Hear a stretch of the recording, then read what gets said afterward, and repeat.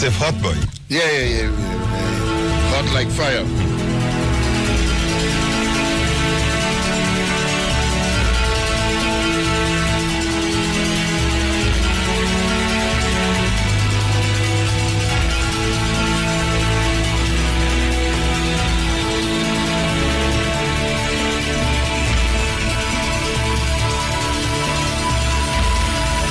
Three minutes after the hour of 6 o'clock.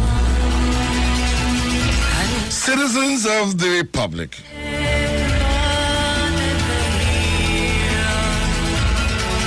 It was some few days ago, several weeks ago, a former Express investigative reporter, Anika Gumbs, tendered her resignation. And she put pen to paper and addressed the letter of resignation to Umati Lida of the Express newspapers.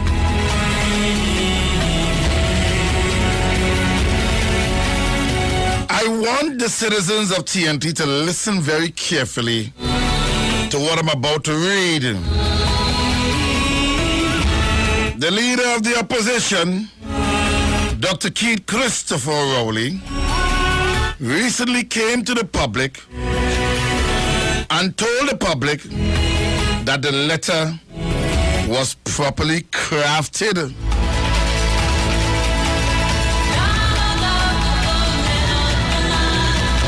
In the mind of Gladiator, I don't accept that as an excuse. It is a cop-out. As leader of the PNM party and as leader of the opposition,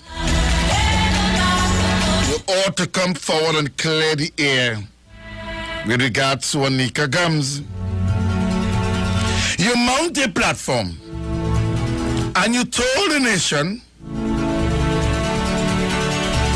that the letter was another attempt to demonize you and to slander you.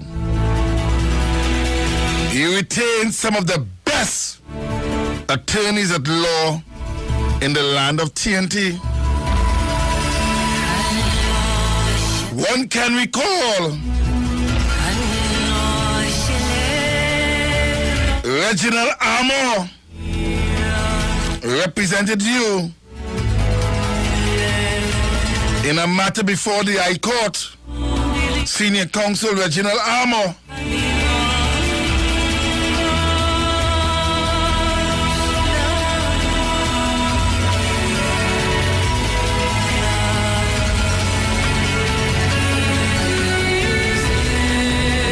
And one can also recall that currently you have Douglas Mendes, Senior Counsel. You have Faris Alwari. You have Michael Kwamina. And several senior counsels and attorneys at law backing you and prepared to defend you. Yes, you, Dr. Rowley.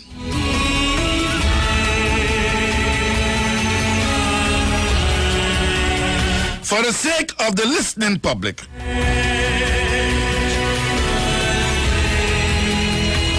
many of you have been trying and waiting with bated breath to listen to the program this evening, to hear yours truly, the Gladiator, venture into the letter. And myself and Barry Garcia, we will try our best to understand this letter. According to Anika Gumbs, she stated, "Dear Miss Lida, I regret to inform you that I hereby tender my resignation with immediate effect, full stop. My decision to do so is not an easy task. Full stop. However, in upholding the highest standard of journalism and to avoid the Express newspapers from being brought into disrepute, I have opted to sever all ties with the company. I apologize for the delay in not submitting a written report to you surrounding an incident that occurred in April 2015. At the time, I thought it would have been in my best interest to not to do so. However, to avoid my character and reputation from being tarnished, I am forced to reiterate the facts of the incident as previously discussed with you.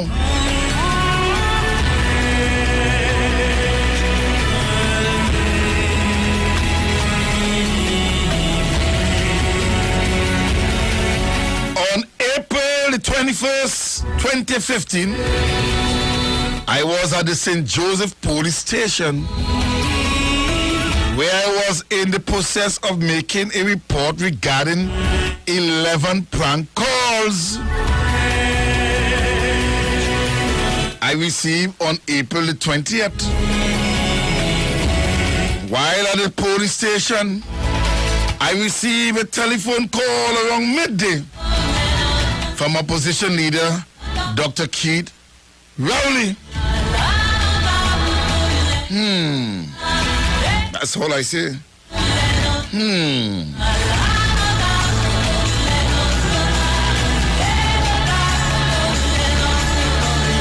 Dr. Keith Rowley indicated he was in possession of some additional information relating to an article I had written and asked that I visit his private residence in West Trinidad, since he was not at his office. Full stop. Upon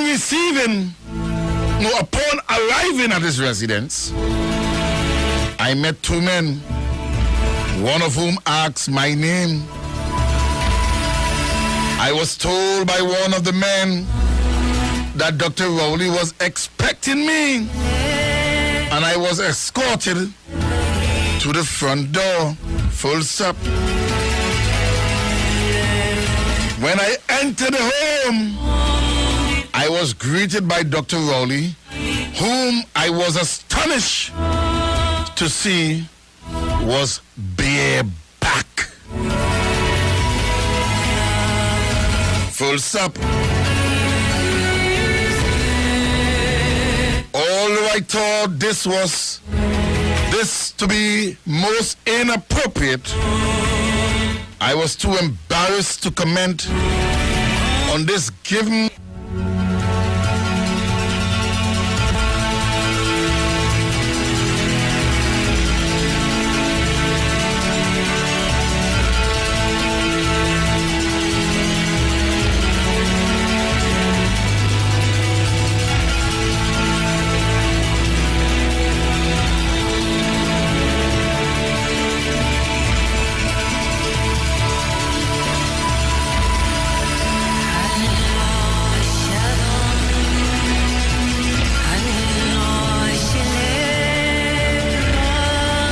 Three minutes going up to the hour of 7 o'clock. And let me continue from whence I left out. And I'm going to read over a particular paragraph. When I entered the home, I was greeted by Dr. Rowley, whom I was astonished to see he was bareback. Although I thought this to be most inappropriate, I was too embarrassed to comment on this given the office that Dr. Rowley holds. Dr. Rowley then invited me to sit at his kitchen counter where he made certain written information available to me relating to a news article. During the conversation about the information, I received a telephone call from the police station from an officer who inquired about the specific time I received the prank calls. Being privy to the conversation, Dr. Rowley inquired if something was wrong. Full stop. I casually told him about the 11 phone calls I received the previous night. Full stop.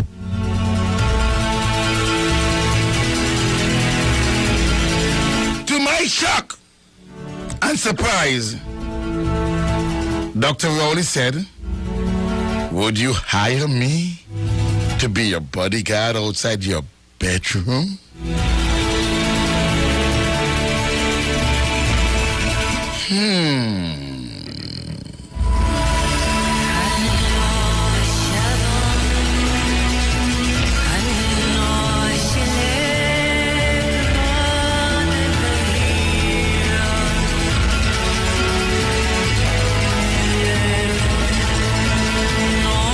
I did not respond.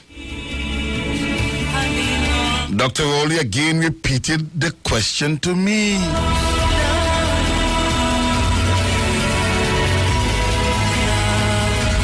Would you hire me to be your bodyguard outside your bedroom?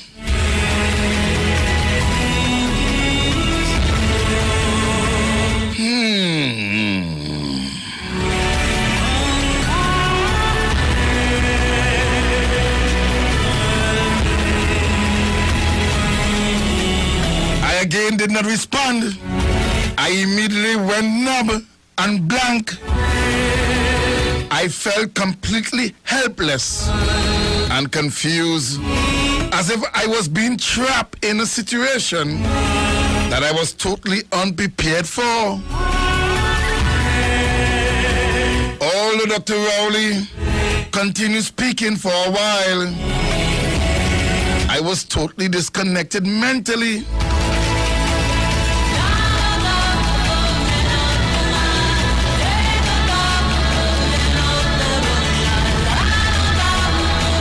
Shortly after, Dr. Rowley, who was bareback, walked me out of his home to the front gate, and I left in my vehicle. Full stop.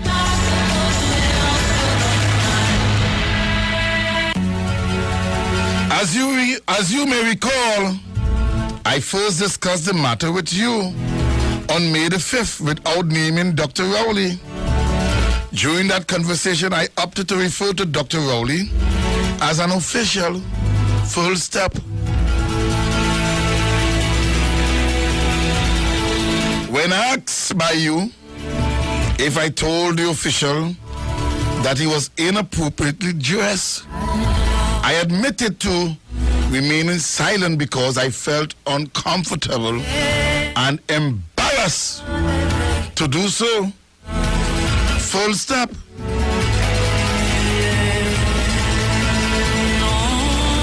I also admitted to not immediately leaving the premises.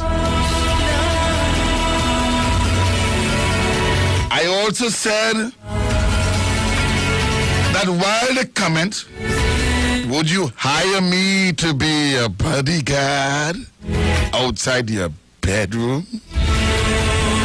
was made me uncomfortable, I did not respond, and I've explained to you why.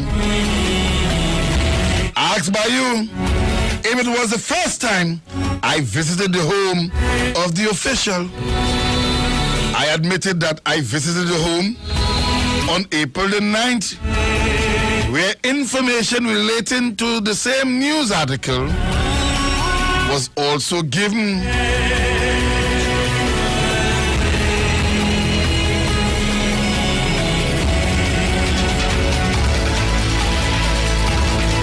On that occasion, I said to you that after I collected the information and was walking out of his home, the official touched my back and asked if I had a tattoo of a map on it.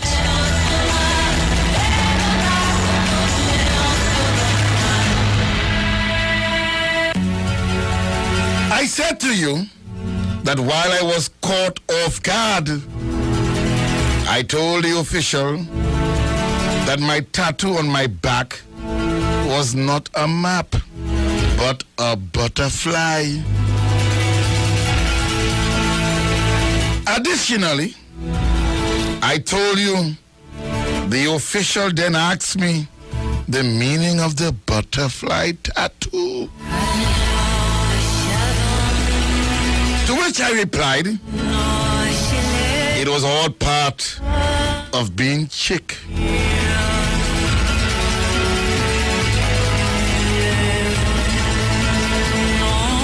When asked by you what I was wearing, I replied, it was one of my work dresses that I wore previously to attend our weekly Tuesday meetings. I also indicated that when the official walked me to the front of his home, a bee landed on my dress.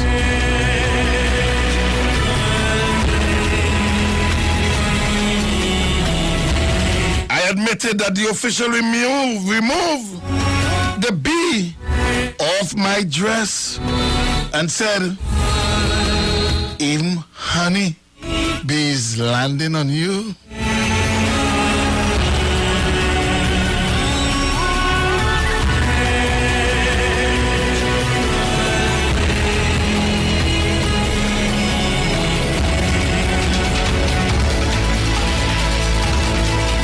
I told you that the entire incident prompted me to shelve all my work dresses, and I explained the recent change in my professional wardrobe, and I've opted to wear only pantsuits while on duty. I also indicated to you that in January, at the end of an interview at the Port of Spain office of the official, he inquired whether I had recently returned from vacation.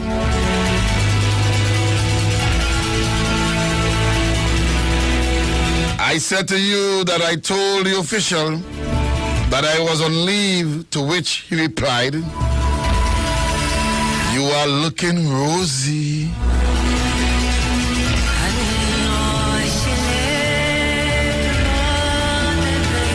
However, I admitted to you that though the previous remarks by the official made me uncomfortable, I dismissed them mentally and continued to communicate with him until April the 21st because of the office he holds.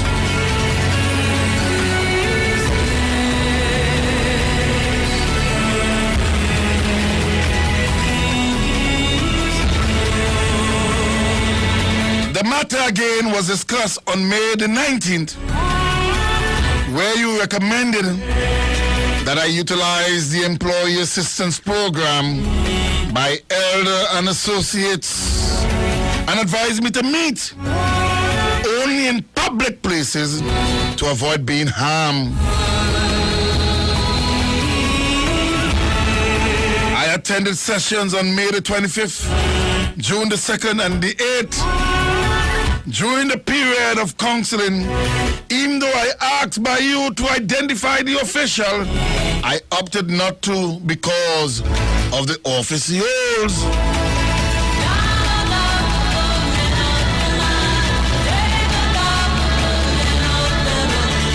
opted to withhold his name from you until recently because of the office Dr. Rowley holds.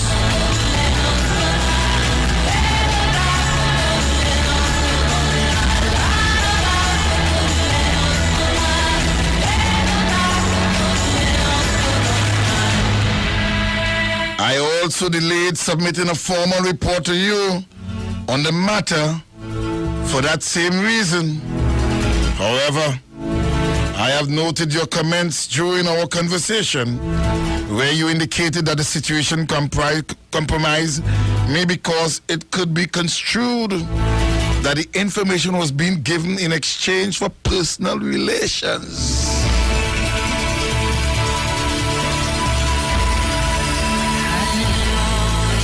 It should be noted that in spite of such bizarre development, I held my ground, remained focused, and achieved my objectives, and was able to escape an unknown side of this individual. The situation in which I found myself, whilst unfortunate, was totally unexpected. On reflection, I now feel unable to communicate with Dr. Rowley any longer because he betrayed my trust and expectation.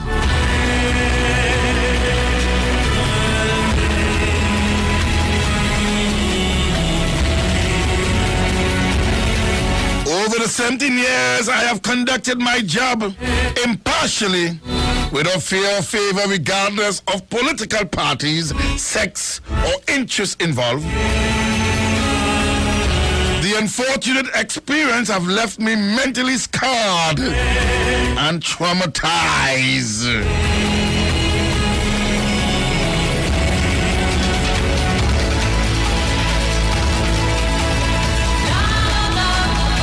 As a woman, I felt frightened and disrespected because of the compromising situation I unexpectedly found myself. I remain shocked that Dr. Rowley, a political leader, a husband, a father, and grandfather, a man who I held in such high regards, could have acted in such an inappropriate manner and uttered such suggestive words to me.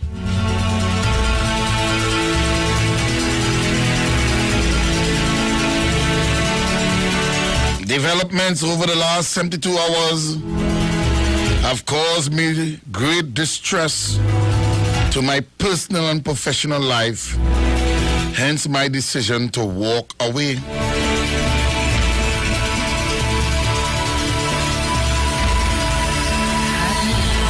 I thank you for your support and ensuring that I receive counseling to handle similar unfortunate situations I may encounter in my future endeavors. Yours respectfully, Anika Gumbs, Carbon Copy, General Manager Douglas Wilson, Carbon Copy, One Caribbean Media Limited Board of Directors.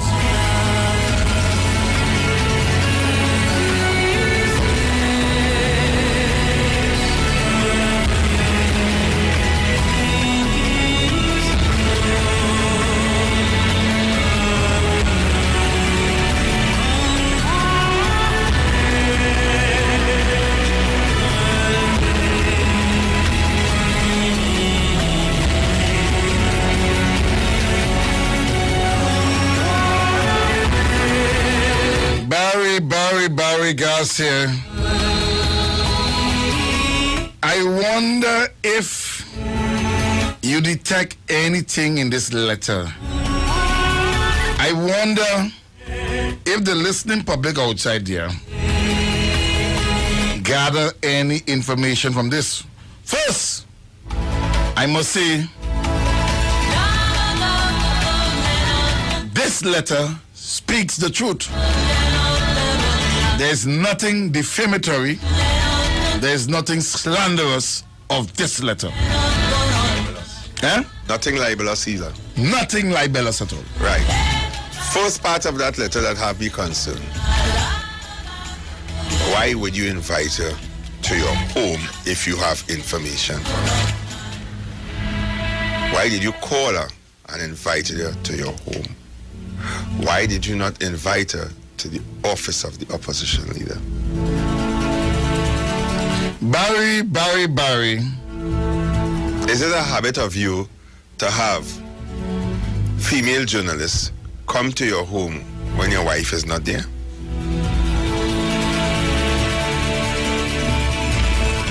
Is it a habit of yours to invite other female individuals at your home when your wife is not present? Ricardo Welch on Trinidad and Tobago.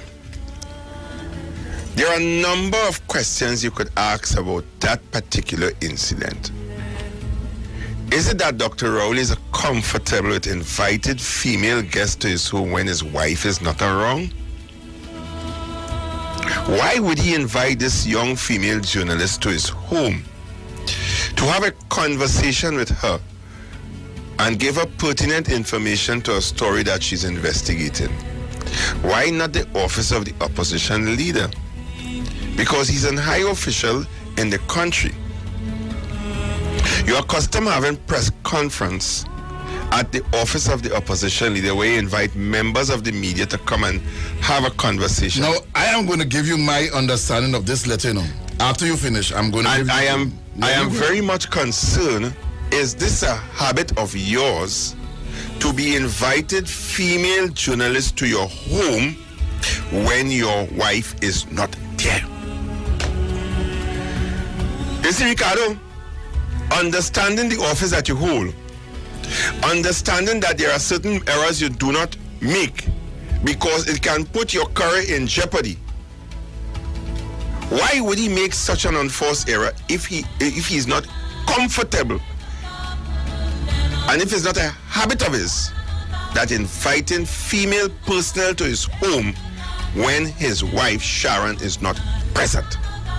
That's the first question you have to answer. Because we are asking questions. Yes. We do not know, and we are trying to understand. Now that we know that the leader of the opposition stated, Dr. Rowley stated, that he cannot sue the girl. Because there's nothing inflammatory or libelous. He said it is in the form of a witness statement. And a witness statement takes the form of an affidavit. And an affidavit takes the form of a truthful document. An extremely truthful document. And as long as the information is factual, it is not defamatory. Well, and I have been saying that again. And here are the two questions I asked outside of Dr. Rowley, outside of Anika Gumbs. Why, if the article was not truthful, why would the Express put their company in jeopardy by printing an untruthful document, knowing that it can hurt the reputation of the company and that the plaintiff, Dr. Rowley, could gain millions of dollars from them for printing an untruthful, libelous, inflammatory document? Why would the Express do that? If they knew that this story was not truthful, they wouldn't have printed it. Then why would the Omati leader thought it necessary to send a young lady for counseling if this incident did not take place?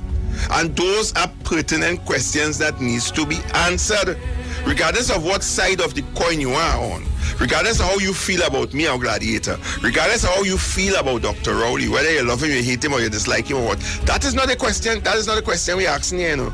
We are asking questions pertaining to an international reputably communication company called the Express newspaper. Why would the Express print this document if this document was not truthful, knowingly well that they can be sued and it can hurt the reputation of the company? Gladiator. Now,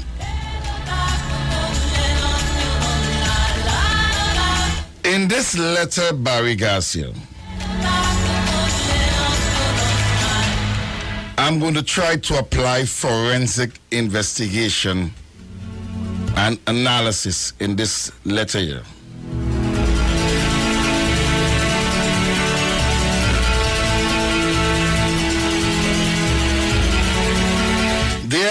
many things in this letter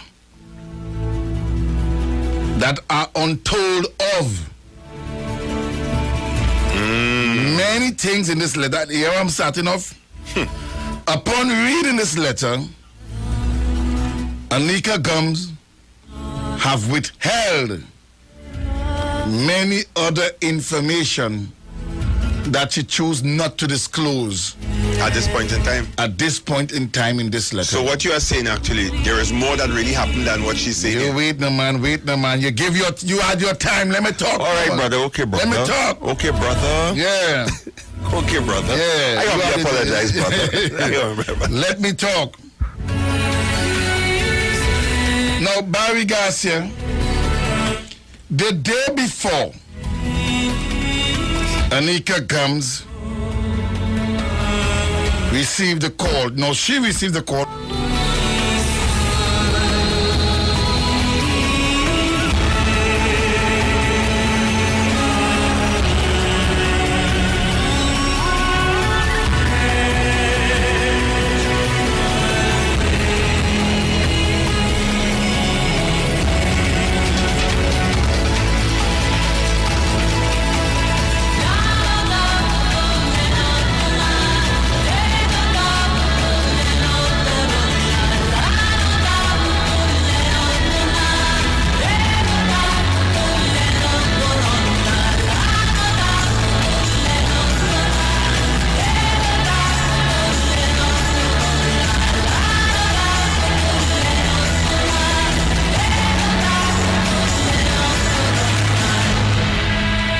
Minutes after the hour of 7 o'clock.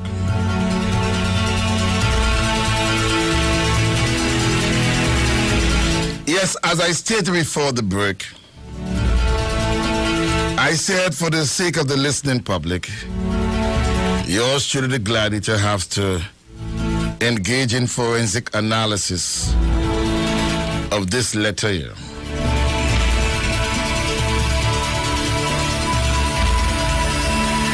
Barry, upon reading this letter here,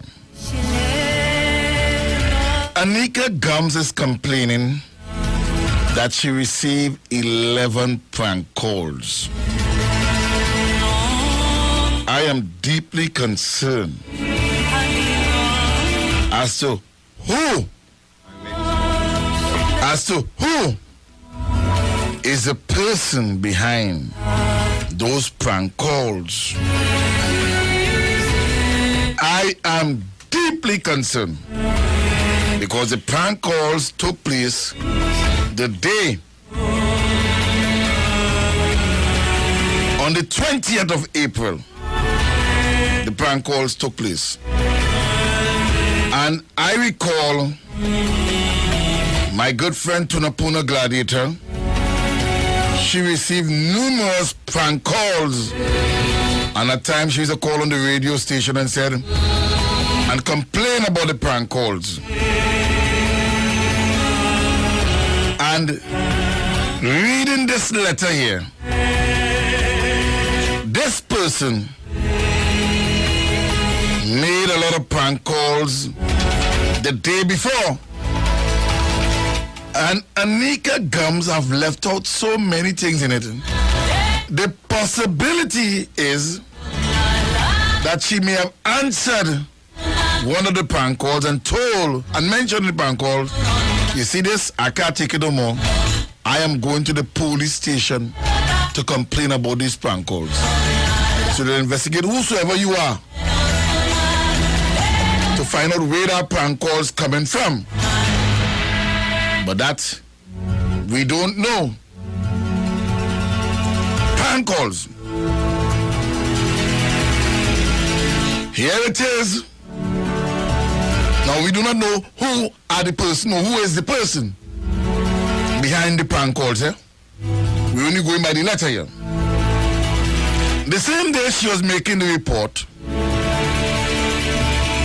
and while she making the report to the police, the St. Joseph Police Station, she received a call from Dr. Keith Rowley. Okay. What a coincidence. Well, I don't believe in coincidence. What a coincidence. I don't believe in coincidence. But we don't know. We're just asking questions. But I'm trying to connect. Gladiator is only applying forensic analysis. To this. Forgive me, people, if I'm going too deep. Just tell me when to stop. I'm telling you, Barry, this lady have a lot to say. Have a lot to say. But let us continue. Dr. Rowley told the goodly lady while she was at the police station, that means interrupt her while she doing the report, because, hey, is the leader of the opposition calling me? Yes, so what's the problem? I have some more information to give you concerning the article. She stopped what she was doing because he said, come to my residence. Now, the legitimate expectation of Anika Gumbs is that when she comes there, is to discuss issues relevant to the newspaper article. And one would expect, via the legitimate expectation, that when she goes there, she wouldn't encounter Dr. Rowley in her jaws or Dr. Rowley bareback, according to the document here. The document states that when she went there, she was astonished, she was shocked, taken aback to see Dr. Rowley bareback. I would feel, as a man who is a husband to a wife, would dress appropriately if you having or expecting guests. This is the part that boggles my mind, Gladiator. If you are expecting guests, why would you be so inappropriate? I am saying that if you are expecting guests, for that matter, anybody who expecting guests at their residence, they wouldn't come out in a underpants or a jaws, and they wouldn't come out and confront their guests bareback. They might at least put on some kind of jersey, just put on something. Even if it's a vest, even if you have on a short pants, they would put on something overall, you know. Not show your big belly or your flat belly or all your chest and all the hair and all. They would not do that at all. They're going to put on something. They don't have to put on no shirt and tie. You already home? Put on a little old jersey. Just grab a jersey and put on an old jersey. So it will shock and confuse Anika Gumbs. But because of the office that he holds, she chose not to walk out immediately, but look to focus on what she came there for. Let me say that the young people, she let fly. But my main concern again, as I go through this letter here, Barry, why would you continue to be bareback? In other words, then, okay, she come and she met you bareback. Or you simply say, Leon, I was doing something here, let me just go and put on something here. Wouldn't that be appropriate? Of course. Wouldn't that be appropriate? Of course. And I'm sure if Sharon Rowley was there, she would be appalled to see her husband expecting guests to be bareback, because Sharon Rowley is a decent lady. And she would tell her husband, no. Come put on something. You see, we have somebody by the gate there. You can't go. You cannot be looking like that. Come here, put on that jersey.